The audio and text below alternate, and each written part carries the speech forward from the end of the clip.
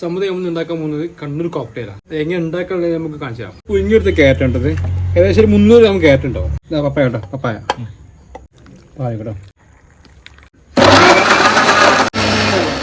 എന്താ പരിപാടി? നമുക്ക് ഐസ്ക്രീം ആയിട്ടോ. വലിയ ഐസ്ക്രീം ഒക്കെ വാങ്ങിക്കൂടായിരുന്നില്ലേ? കുറച്ച് മതി, നമുക്ക് ആവശ്യമുള്ളൂ. പപ്പായന്റെ കറ പോകാൻ വേണ്ടി വേറെ ഒന്നുമില്ല. ക്യാരറ്റ് ആവശ്യമില്ല, പപ്പായന്റെ കറ പോകാൻ വേണ്ടി. പപ്പായക്ക് ചെറിയ കറ ഉണ്ടാവും, ടേസ്റ്റ് മാറി.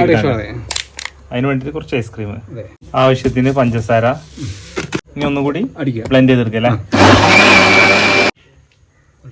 കട്ടിയുണ്ടോ? കൂടുതലുണ്ടല്ലോ. കട്ടി കൂടി നോക്കിയും പാൽ ആഡ് ചെയ്യാൻ നോക്കി. കട്ടി കൂടുതൽ പാൽ ആഡ് ചെയ്യാം. ഇതിപ്പോ കുഴപ്പമില്ല. നോക്കി നമുക്ക് കട്ടിയില്ലേ? കട്ടി ഇനി പാലും നമുക്ക് ബാക്കിയുള്ള പാൽ അടക്കിട്ടേക്കില്ല. കുറച്ച് പാലല്ലേ? ആ പാൽ അടക്കില്ല. നല്ല നീര് ഉപയോഗിക്കരുത്, എന്നാ ഇടുക. നീര് പാടില്ലല്ലേ? നീര് പാടി കഴിഞ്ഞാൽ കറച്ചപ്പോൾ നിറം മാറി വരും. അപ്പൊ അതുകൊണ്ട് ഇത് മാത്രം, മണീസ് മാത്രം ഇട്ടാൽ മതി. നമുക്ക് ജസ്റ്റ് കടിക്കാൻ വേണ്ടിയാ. അപ്പൊ നമുക്ക് ആ നീര് വന്നപ്പോ കളർ ചേഞ്ച് ആവും. അതിലേക്ക് ബദാം കേട്ടോ, അതുപോലെ കാഷ്യൂ, കുറച്ച് മിഠായി മേറ്റും കൂടി അങ്ങോട്ട് ഒഴിച്ചു കൊടുക്കുക. ഇങ്ങനെ കണ്ണൂർ കോക്ടെയിൽ നമ്മളിവിടെ ഒന്ന് ട്രൈ ചെയ്തിട്ടുണ്ട്. നജീബ, സംഭവം പൊളിച്ചിട്ടാ, ഒരു രക്ഷയില്ല, അടിപൊളി സംഭവം.